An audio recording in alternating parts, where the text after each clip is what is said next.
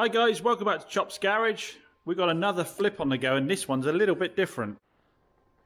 Now it's Monday morning, I was on Facebook last night and up in my feed popped this little Ford Fusion 2008, and a guy I know who's a local dealer put this car up for, I think it was £1,300. Now it had 75,000 miles on it. MOT runs out in about 3 or 4 months time, I think, but the MOT history came back quite well on it. It's a nice little colour. It's got some bodywork issues. The bonnet's a bit faded here, and I think there's a scrape down this side somewhere, just here. But we've done Ford Fusions before, and we did all right on it.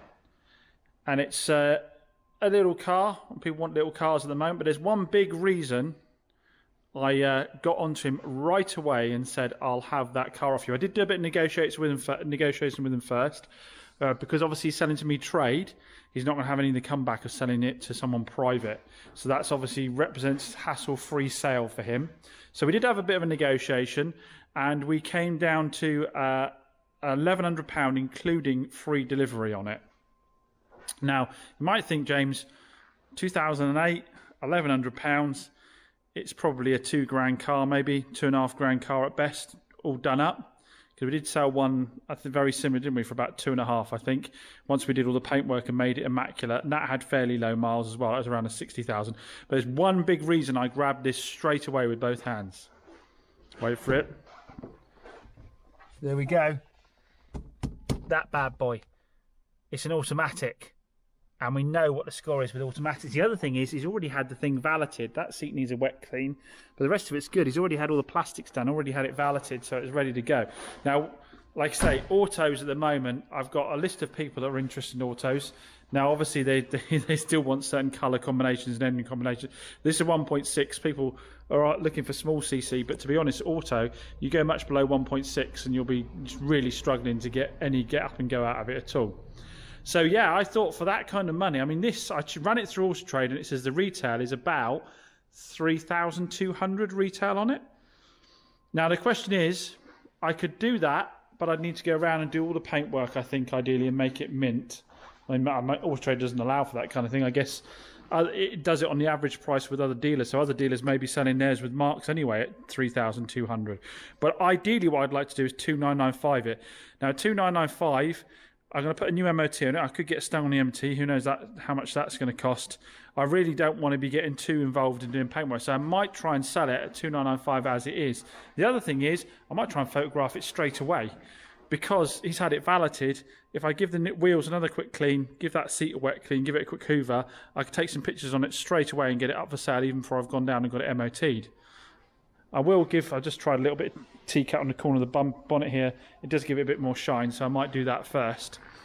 But I reckon that should be a decent seller. Let's say I end up spending another £300 getting it through an MOT, so I'm in it for like £1,400. Warranty on it, it's going to cost me about £100 for 3 months on it. So I'm at, what am I now, £1,500? Then I've got to pay the VAT.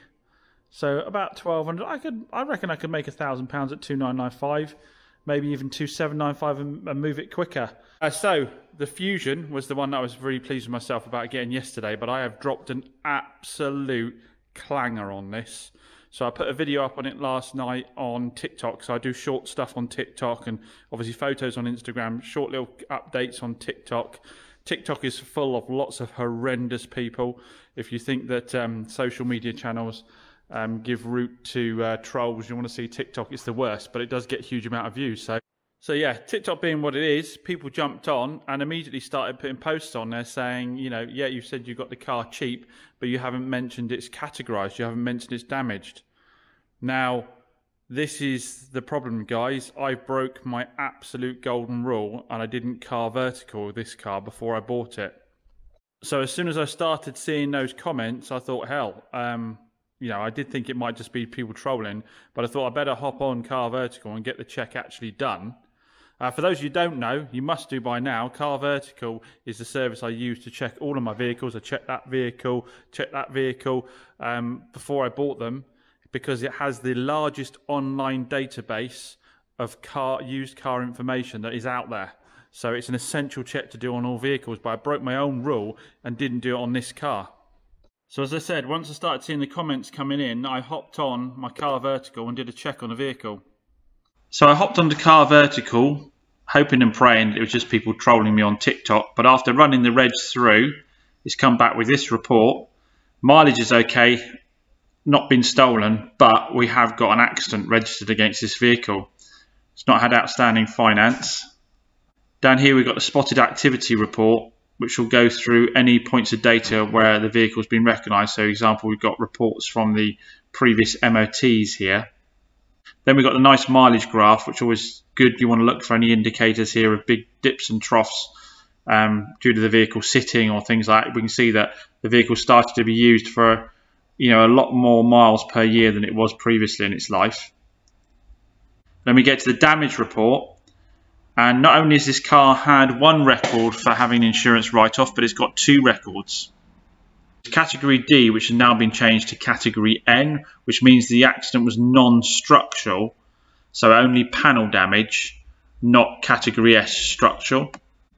But still, had I done this quick Car Vertical check, which I always do as a rule, I would have negotiated a different price point on this car, because a category car is worth, if it's Category N, normally about 25% less, Category S about 30% less.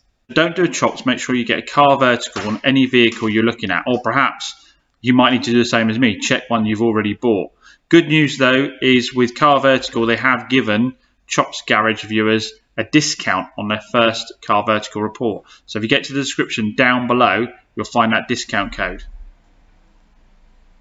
So there we have it, guys. This channel is all about showing it warts and all. And in this occasion, I have messed up, and I'll always be honest about that. Can't just show the wins.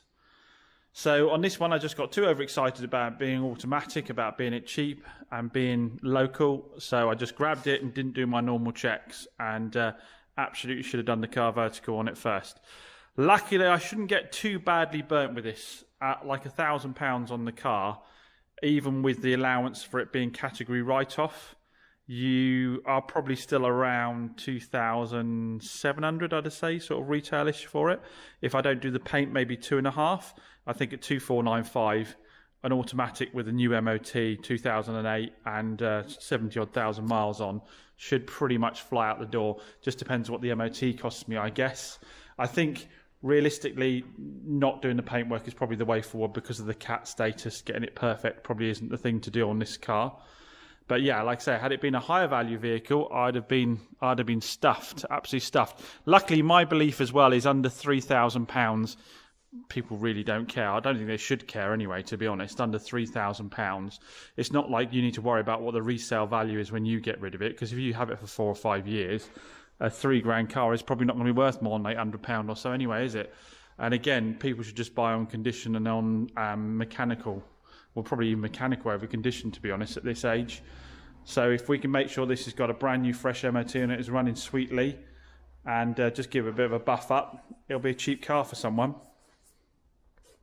Now, just to clarify, as regards the dealer I bought the car from, I don't remember reading the advert clearly enough. I don't remember it saying about it being CAT, but I can't be 100% that it didn't, I just jumped on it straight away. He may well have thought I'd done my checks because he knows I do my checks on my vehicles anyway. So I don't buy a huge amount off this person. I only had a couple of cars off them.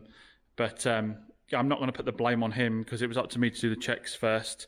And like I say, I can't be 100%. It wasn't in the little advert he put up as well. So this clanger I'm taking on the chin myself. But like I say, still make a good car for someone. Could have been a hell of a lot worse. Also picked up this Nissan Qashqai. Now this is from David, a subscriber, who does a little bit of trading. And every time he gets something that's a bit of interest to me, he brings it down to me and then hops back on the train. I take him to Humberley and he hops back on the train. So every time he's got something that might be a bit of interest to me, he lets me know. And he had this Nissan Qashqai. So 2011, has done 115,000 miles. I say it like that because people are so anally retentive about over 100,000 miles.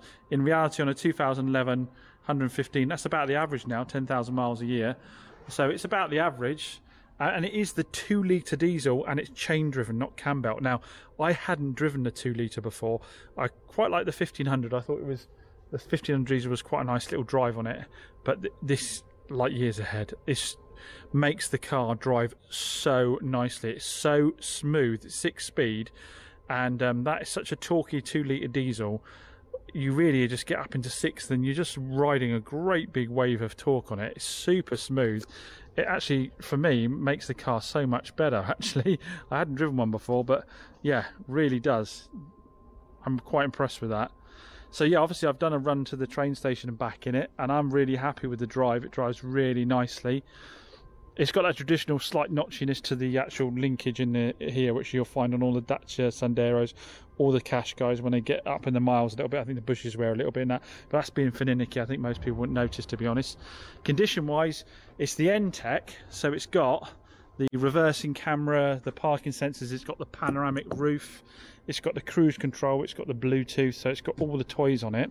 It's got really good history. It's got the diamond cut alloys, which always suffer from a bit of you know, a bit of oxidization on them, but again, for the money you get into with these cars, it probably isn't worth doing. Damage wise to paintwork, it's only got this one mark down here. I'm going to try and keep the price of this car down, so I might not do anything other than just touch that up to tidy it up, because I think with a buff down here and a bit of a touch in there, that'll actually look perfectly respectable, and it means I can offer the car that bit cheaper.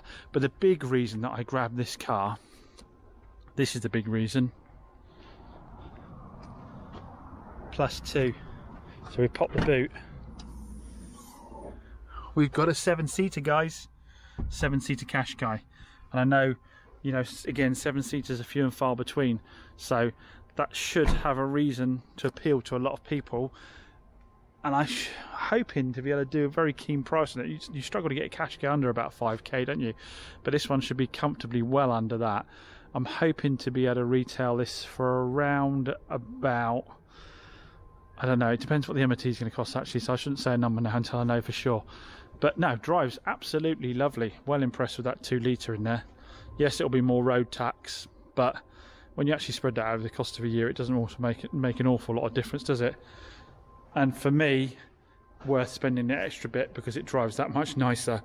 I can't imagine the MPG will be that much different, because with the bigger engine, it probably doesn't need to be dropped down a gear so much. You can probably stay in 6th most of its life, getting the top economy. But yeah, nice buy. Thanks, David, for that. So as always, we got loads on, because still haven't obviously done anything to the Corsa yet. News on the Skoda. So my friend Austin needs a car for his wife. She wanted a dark coloured 4x4 type car that she can do a dog business in, that can almost act like a little van. And she had a payout from her insurance on her Qashqai she'd written off. And I said, well, the only thing I've got is this Yeti that I haven't finished yet. I said, it needs its wheels refurbing. It needs to go down for a new MOT. I said, I've got quite a bit more work to do on it before it's ready for retail. If you want it as it is, without me doing those things other than sticking a new MOT on it, because obviously I want to make sure it's totally safe roadworthy wise. I said, if you want it as it is, and I don't refurb the alloys, and I just do the MOT, I'll just stick a few £100 on top to cover whatever the MOT is going to cost. You can have it for that. Now the reason being, let's just get the money back in the bank on that one. I'm struggling to get around to doing it. He needs a car. I can help him out. I can get the money back in the bank and move on to something that'll move a bit quicker. It was never going to be the highest margin car in the world by the time I'd done it all anyway. Now, so here's the difference. Is like I actually said to him as well. My mate, obviously, you know, my mate Ian bought the Mocha off me. Now, Ian opted to have that full-blown retail, and I gave him a discount, but with that, he's still got the warranty, with warranty-wise, but also the comeback of coming back to me, because he knows that if warranty-wise will muck him around, I'll still help him out. He's gone full retail on that car, but he's had a decent discount on it because he's a friend and he's bought 2 cars off me now. The difference with this is, this one, as I've said very clearly, you'll be 100% on your own. If you have this car, I'll get the MOT done on it, but you'll be 100% on your own for any other repairs. I said, if you want a warranty on it, with warranty-wise, you'll need to buy that yourself separately. It's something I only really feel comfortable doing with a friend, but then, again, I guess that's probably higher risk again, isn't it, doing it with a friend and a stranger. But, you know, I've spelled it out in black and white. We're going to take it home tonight, let him test drive it, see what he thinks of it. I've done 2 days' worth of driving in this car, and I have no problems with it at all. Apart from it, you know, having a sort of few bangs and scrapes on it, needing the alloys refurbing. The car is a really nice car. The mileage is reasonable, 79,000 miles, I think it is. It drives super nice. It really does. The diesel's got loads, again, a 2-litre diesel, so it's got loads of punch. And this will actually be perfect for her. So we'll take it home tonight and see what they think of it. Like I say, I'm not going to be really making any money out of it, but I'll be putting the cash back in the bank and we can move it into something that I can make a profit on quicker and help a friend out as well, of course. So everyone, thanks as always for watching. Please do hit the thumbs up button below if you enjoyed the video. And if you aren't subscribed, please consider it. It costs nothing, just supports the channel. Got loads coming up. Obviously, we've got to get these cars all prepped. We've got a number of cars next door that still need prepped, and I'm off down to the main dealers tomorrow morning to have a look at what's coming in part exchange and see what we want out of that. So loads going on. As always, thanks for watching. Catch you again soon.